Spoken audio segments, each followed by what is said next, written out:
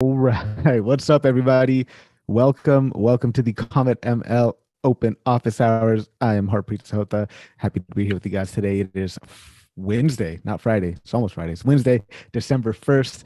Hopefully you guys are doing well. Man, I've been up since 3 o'clock this morning. It is now 10 a.m. Central Standard Time. The baby woke up at 3 a.m., started crying, and then I just could not go back to sleep. So I just been here and I've been just doing some writing this morning for something I was going to publish on our internal publication called Heartbeat. If you guys haven't checked out Heartbeat yet already, definitely check it out. It's a publication that we run here internally at Comet, and that's Heartbeat.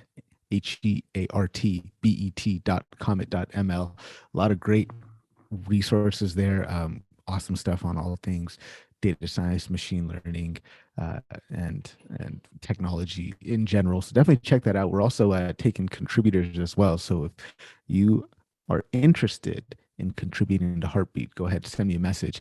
But something that I was working on this morning was this the title of the article was how to prevent yourself from wasting time on your data science project, and it's using kind of like the principle of Occam's Razor to quickly progress in your project. I'm going to get into this article in just a second here, but in the meanwhile, I want you guys to know that if you have questions, go ahead and drop your questions right there in the chat, whether you're on LinkedIn or YouTube or Twitch, even wherever you are. If you got questions, go ahead and let me know. There's also a link to join us right here in the Zoom room itself that you can check out as well. So if you're able to join us, please do.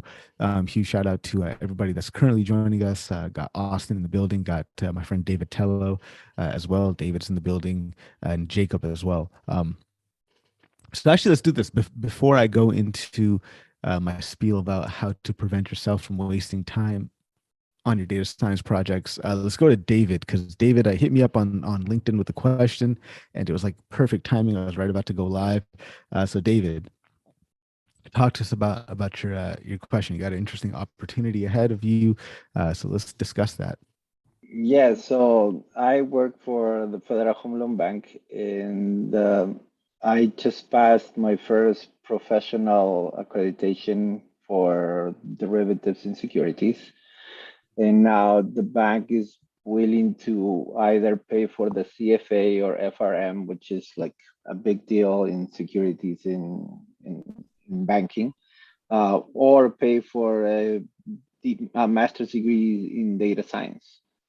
So I'm in my mid 40s, and I mean, time is not. I'm not in my 20s where I can waste time and take bad decisions, right? I need to start making right decisions and hit a home run from the get-go. So, what's better I mean, in my mid 40s? you've already got your PhD in mathematics and your MBA, right? So you're Yeah. pretty set up there. So there's no need to go back and do like the master's degree or anything like that. But I think that's an interesting prospect to be able to learn um, like derivatives and financial instruments like that are super interesting. I would go for either CFA or FRM, because you need those exams to really kind of move forward in that lane. But even more importantly, though, I'd recommend you read a couple of other authors. Though, um, are you familiar with well, this one book that I'm just about to wrap up reading here is Benoit Mandelbrot's book, The Misbehavior of Markets. It's a fractal view of risk, ruin, and rewards. This Mhm. is an amazing book, I think, just to kind of understand the unpredictability or unpredictability rather of financial markets. So just if you're heading in that lane where you're doing like data science for derivatives and securities and stuff like that, definitely check that book out, as well as anything by Nassim Taleb. Um, I think like his book Anti-Fragile, which is like the cult. Like I think if you're gonna read anything I from I Nassim have Taleb, antifragile. yeah, that's like the best book, because it like all of his ideas kind of come together from the inserto in that one book, Mhm. and then the Black Swan as well, because uh, I think like I mean I studied a lot of derivatives as well when I was an actuary. There was like an entire exam on that, uh, and we make a lot of assumptions in that field, in that line of work, that don't necessarily hold true in the real world. So just being aware of that, I think, is extremely, extremely important. So definitely check out those two resources. But yeah, man, I'd go for either the, like you said, the, was that CFA or this what's it called? F FRM. FRM, yeah. Yeah, probably one of those, man. If you've already got the master's in, I mean, MBA and a PhD in math, I think you're good on that front. So definitely go for one of those other two for sure. Well, thank you. Yeah, I Yeah, appreciate it. It's yeah, they're challenging. uh, yeah, I don't know if yeah, you remember your master's exams, but it's pretty much similar to that, like hour-long exams where you had to sit down and just vomit whatever you know and yeah. I hoping you do hated. the best. I mean, I took a lot of actuarial exams, and I absolutely hated that. I just hate like exams were just they weren't fun, and masters was not fun either. But we take a lot of exams and work. So yeah, hopefully that's helpful, David. Shout out to Christoph on LinkedIn. Christoph saying that he did not know office hours were happening today. My friend, you are not the only one. Trust me when I say that. But yeah, they are happening. They are in fact happening. Christoph, if you could join in, please do join in. By the way, everybody tuned in on LinkedIn. If you guys got questions, go ahead and let us know. Uh, Jacob, how's it going, man? I haven't seen you in a while. Hopefully you're doing okay. If you got questions, let me know.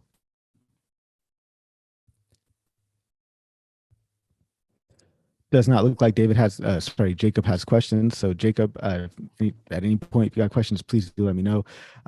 So let's go ahead. Let's talk about it. Let's talk about how you can prevent yourself from wasting time on data science projects. Unless, of course, David wants to take the floor. I'm happy for that too. Um, All right, cool. So let's do it. Let's talk about how you can prevent yourself from wasting time on data science projects using the principle of Occam's Razor. All right, so I've done thousands of project reviews during my tenure as a data science mentor. So I've been involved with this thing called Data Science Dream Job for almost 3.5-ish years, almost something like that. And I've seen many people, many mentees repeat the same mistakes over and over and over. And I'm prone to this mistake myself, and that's just letting your project, become this sprawling jungle of a million half-baked ideas. And the solution is simple. Just make sure that you're working on things that are absolutely critical. And you do that by starting with a prototype for your project and having that prototype be as simple as possible, but without oversimplifying it. Okay, great. So how do you do that? So assuming that you've already got a well-defined problem statement, big assumption there, you can follow a simple 5-step framework to help you get started. And I'm personally a huge fan of the principle of Occam's Razor, and it's essentially a problem-solving philosophy, um, and also known as the law of parsimony. It just says that entities shouldn't be multiplied beyond necessity, which is just a fancy way of saying that when you're presented with two competing explanations or theory that predict identical results, just opt for the simpler of the two. And the heart of this principle hints at the need for simplicity, right? Because it's easy to get overwhelmed when you're faced with a new data science or machine learning project. And one way to overcome that is to start simple and quickly build a prototype, then add in complexity as necessary. So my Occam's razor for prototyping your data science or machine learning projects goes like this. So it's OCAMS. Occam's there, right? It's a misspelling of the original word Occam's razor, but that's obtain, clean, analyze, model, and then send, right? So let's break this down. Let's start with what we mean by obtain. So obtaining data is is the first step in any machine learning or data science project, right? So you build out a module that obtains and ingests data from its source. Data can come in various formats, right? CSV, JSON, XML, et cetera. And you need to create some sort of uh, integration that's with that data source that's going to ingest it so you can start working with it. So this is also known as the extract portion of the ETL pipeline. Once you got that data extracted and then you're ready to start working with it, it's going to need to be cleaned. So how do you go about cleaning data, right? I think that's one thing that a lot of people, myself included, get confused on. Like, what the hell, cleaning data? Like, what does that mean? Right? Like, I can't really like get soap and start scrubbing stuff, right? But really, it's just a few simple steps that you can follow to clean your data. First thing is identify whatever is problematic. right? So are there rows with empty values? Are there entire columns with no data? Is data missing? Why is it missing? Do you know why it's missing? Is there some mechanism behind its missingness? How's the data distributed, right? So you want to just kind of quickly look at plots or visualizations just to see what is in the data so you can get familiar with it. And then keep an eye out for the weird or impossible values, right? For example, like if you have a column that's called date of birth, and then one of the values for date of birth is Bob, like that's how's somebody's date of birth Bob, right? Or if you have like an address and then the address is like a fractional, like floating point number, like that doesn't make sense. So that's how you start identifying problematic data. So it's going to require a little bit of, I guess, domain knowledge, for lack of better phrasing there. And then once you've got that done, you can work on removing, encoding, imputing, filling in missing data. And there's really three ways you could do that. So the first thing is you could just simply drop rows or columns with missing data. Just be sure that you understand that that will have or present some issues. And as long as you're comfortable with it, if you've got missing data and it's not really valuable, then just drop the rows from your analysis. But if there's an entire column that's just filled with missing data, you can look at dropping that. Or maybe looking to see if all of that entire column is taken on one value, right? You can drop that. Then you can think about how to recode missing data, right? So for example, if you have a column that's called payment date, but then payment date has empty values, then maybe you can recode that as another column that is called paid with a value of 0 for no, hasn't been paid yet, and a value for 1 of yes, it has been paid.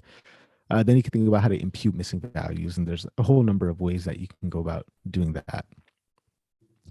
Then maybe you can start thinking about removing outliers or analyzing outliers separately. I definitely recommend analyzing outliers separately before you start removing them willy-nilly, just because it's dangerous to do that. Then maybe you want to. So here's what do I mean? I guess by analyzing outliers separately, right? So segment your data in such a way, subset it so that these so-called outliers are in a separate group, right?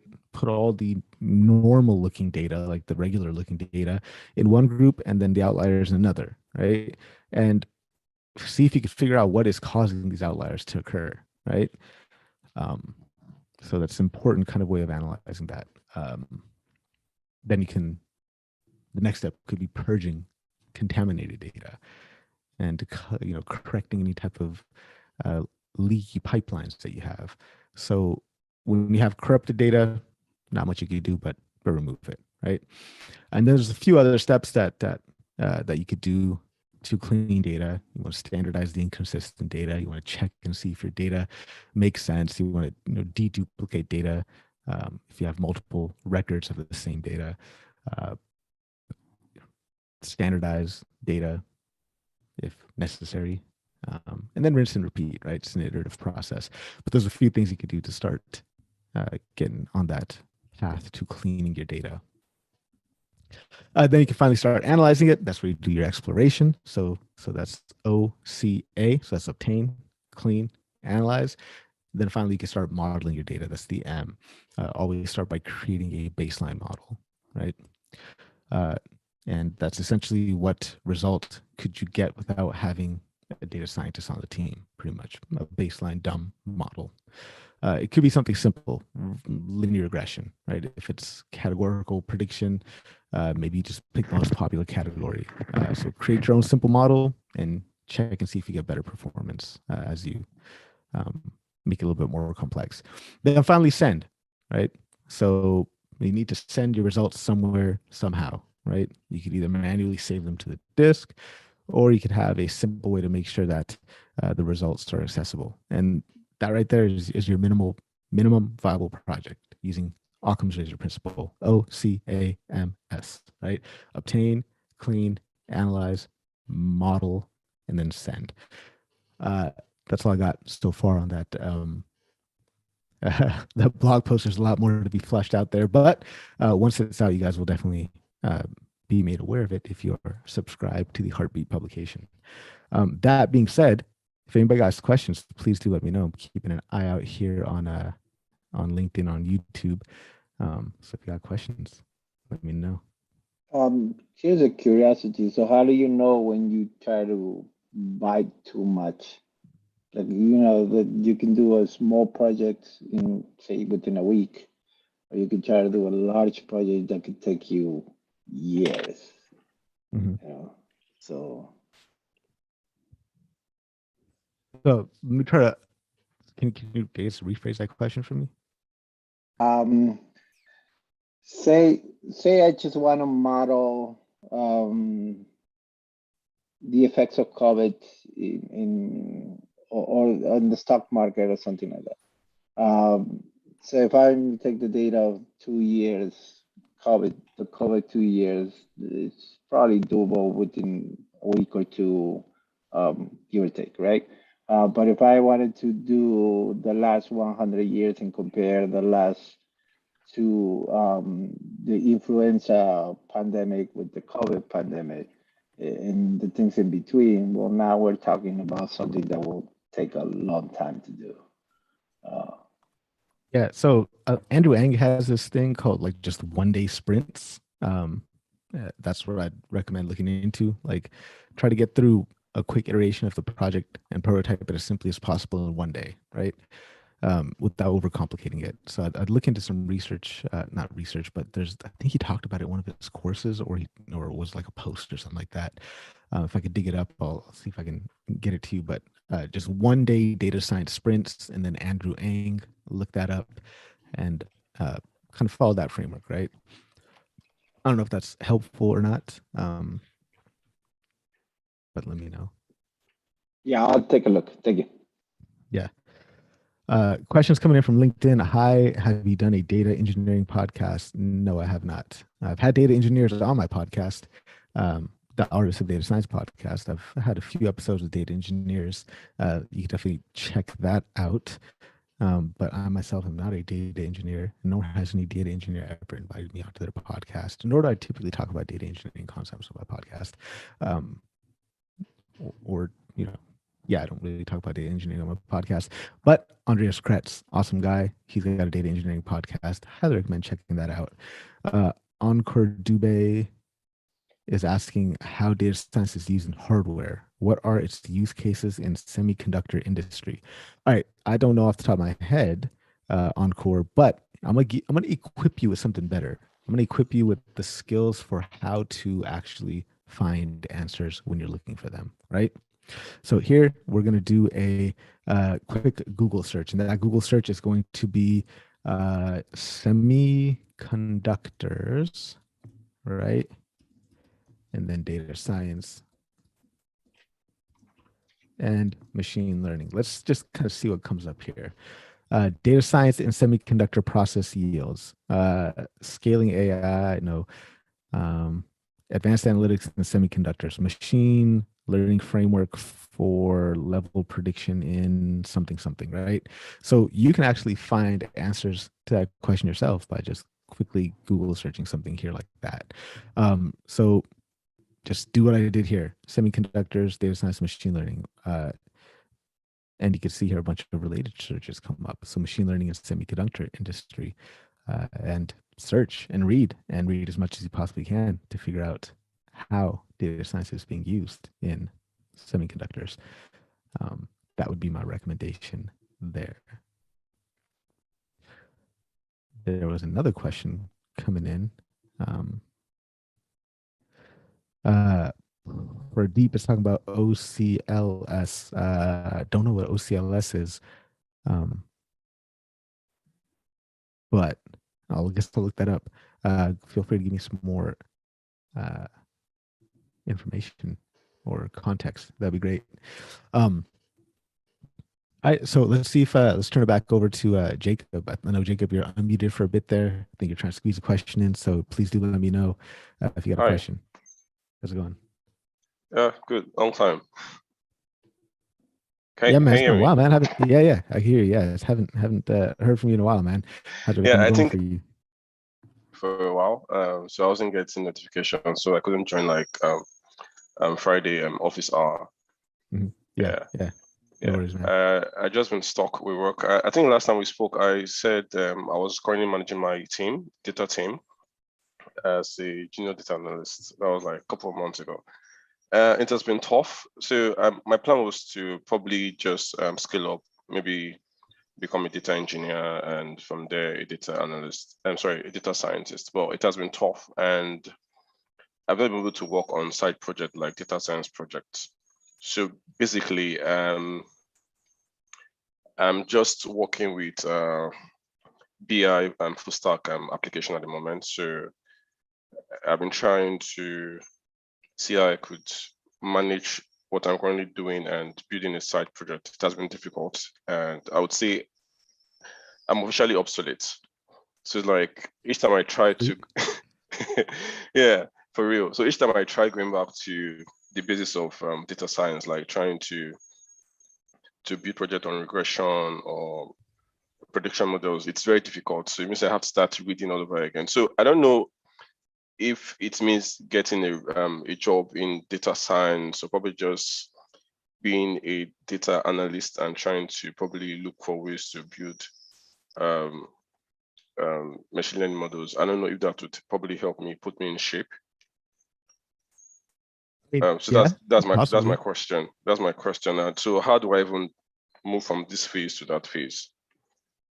I mean, because my company currently, so they've built a product they're trying to sell, and so what I do basically just to like data wrangling, group by, filter, and just push out reports, but nothing exciting, or there's nothing I look forward to. Basically, just me, myself, and I'm up with myself. I teach myself on the job. I learn on the job, and it's very, very difficult.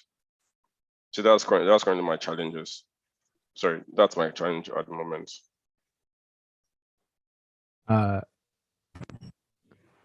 guess I'm still kind of understanding the question. So is the question you trying to figure out how to carve time? Is the question to figure out how to work on interesting stuff? Or yeah, I guess if you could get more direct with that question.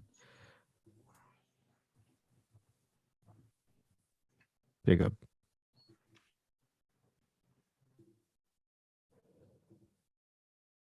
Hello? Yeah, are you still there? Yeah, I lost you for a bit. Yeah, man. I just like trying to understand what your question was. I did not really clearly understand that. So if you just simply one sentence question for me, Okay. that'd be So my question is, so how do I move from being a data analyst to becoming a data scientist? All right. So that's Have you applied for data scientist jobs? That's step Yeah. one. All right. So what happens when you apply for them? Right. So that's step one. Literally, that's all you do. Right. How do you get a job as a data scientist? Step one, apply for the job. Right. That's ultimate step one. And get feedback from the industry. Have you applied for data scientist jobs? Yes or no? I haven't. All right, then start applying for them. Like, what's going on, man? Like, just apply for the jobs, right? So Okay. start applying and collecting feedback from the industry, right? So if people are rejecting you, try to figure out why, right? Like, hey, look, I feel like I've got my qualifications, right? And if people are rejecting you, saying, oh, you don't have hands-on work experience as a data scientist, then go do data science projects. But step one is applying for the job, man. So that's how you get the job. Like for anyone, doesn't matter what job you want to be. I mean, obviously, if you want to be a physician, you got to go to med school, do all that stuff. But step one is start just applying for the job, right? So that's how you do it. No magic. I mean, I guess that is the magic shortcut secret. While everybody else is sitting around wondering how they get a job in data science, you just start applying for jobs in data science. So that'd be my first tip is apply for the jobs, right? But in the meantime, while you're doing that, just try to inject as much. I mean, data science, analyst roles are so much overlap, right? So Yeah. try to figure out how you can edge more towards data science stuff in your current role, right? So find opportunities in your current company to do more quote unquote data sciencey stuff. And you'll notice that a lot of the data sciencey stuff is very similar to the data analysis type of stuff, right? So that would be my uninspiring answer to that question. All right, thanks. Yeah, I mean, it's not hard, man. Like, just, if you're having trouble doing projects on the side, wake up a little bit earlier, stay up a little bit later, stop watching TV, uh, make time to do the project, right? First thing is obviously find an interesting project to work on, right? So maybe if you're at work right now, you probably have access to data. Start planning out that data. It doesn't mean that this project needs to be put on GitHub. You don't need to leak company information, whatever. But if you got access to the data, just start doing some stuff with it, right? Think of an interesting data science project that you can work on. Was a prediction, right? Is it, continuous value? Is it regression, right?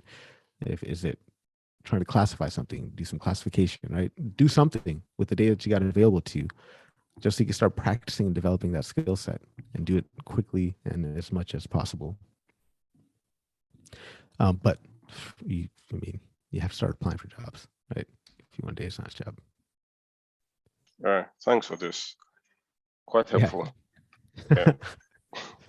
Thanks, man. Helpful, like just the most obvious advice ever. Yeah, just start applying. Cool. Yeah, if anybody else got questions, please do let me know. Pradeep is asking, you mean obtain clean? Yeah, so that's so my Occams Razor framework for simplifying your data science projects, or rather simplifying the process to get a prototype in place. Obtain, clean, analyze, model, and then send. That's what it's going to be. So question coming in from Ayuba on LinkedIn. Does data scientists develop machine learning models? If they do, then what's the work of machine learning engineers?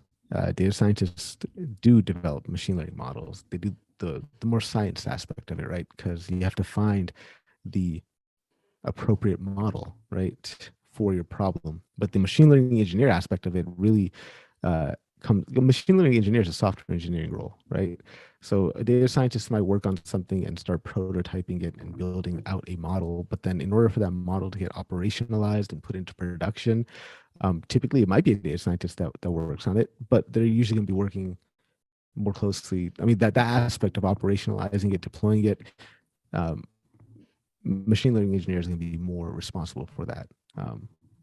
That's kind of I guess, the line in the sand, right? Machine learning engineer is a software engineer in the domain of machine learning, right? Whereas traditional software engineer is, they're developing applications that might be used, like, I don't know, like on a phone app or something like that, or an actual software app like Zoom, or using Zoom, right? There's software engineers that build Zoom, but machine learning engineer is software engineering in the domain of, machine learning, I guess I would say. So the work of machine learning engineers would be operationalizing that model or building internal tooling that helps make the jobs of data scientists more easier. That's also a huge thing as well. Scott Taylor is in the building. Scott Taylor, what's going on, man? Good to see you in the chat on LinkedIn. You can always join us, Scott, if you'd like. Be happy to have you here. All right. What else going on, man? How's everybody doing? Austin, how you doing, man? Doing good. I'm a little bit of a different backdrop today. I'm at the tail end of a Thanksgiving-esque, like sort of extended Thanksgiving vacation with my parents. So I'm in not my childhood bedroom, but the bedroom where I sleep. So while I'm visiting, so just been hanging out with them a lot, and took a week off and jumping back into it. So yeah, not too much, just gearing up for the new year. I mean, it's always end of the year is a time for reflection and a time for planning for what's to come. So I mean, you mentioned some of the things at the top of the show, but like excited for what we've got coming up, over the next at least few months here and beyond. So don't have much to say on it right now, but yeah, excited for a little holiday R&R and then right back at it. Yeah, I'm excited for what we got planned for the new year for these office hours. We're working on an internal roadmap to kind of brainstorm it and figure out a plan of attack. But something that we'll be doing is more kind of themed sessions and have them themed over a series of rather a number of weeks. So I think the first thing that I'm thinking we might kick off with is just talking about experiment management, right? Like, why is it that we're not talking about experiment management as much as we should be? What does experiment management mean? And then talk about how to standardize the experiment management process. And then I have not only informational sessions where we talk about it, but then also some quote unquote workshops and interviews with people as well. So I'm excited to get those kicked off because it's going to be a lot of fun. It's going to be it'll be a lot more beneficial for you guys, that's for sure.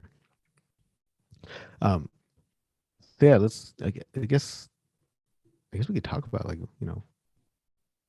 why we don't talk about experiment management as much as we should. I think a lot of people when they first start out in data science, machine learning, they tend to just focus on, okay, the algorithms and how to actually code, and maybe they get into grid search or random search and optimize their models that way. But there's a lot more to experimenting with machine learning than that. The reproducibility crisis is real in machine learning. So I'm excited to tackle that over the next few weeks and with the series we got planned for that. If anybody's got questions, go ahead, let me know. If not, we could probably start to wrap this up. What do you think, Austin? Yeah, it's probably about that time, top of the hour, typically when we try to wrap things up. Yeah, definitely. And it looks like we've had some viewership drop on LinkedIn. So, hey, thank you guys for joining us. Thanks for hanging out. Looking forward to seeing you guys next week. If you haven't already registered for these sessions and the future sessions, there's a link to register right there in the description of this video. We're going to start doing a lot more cool things, a lot more fun, interesting things. I'm excited to share that with all you guys. Take care. Have a good rest of the week. And remember, my friends, you got one life on this planet. Why not try to do something big? Cheers, everyone.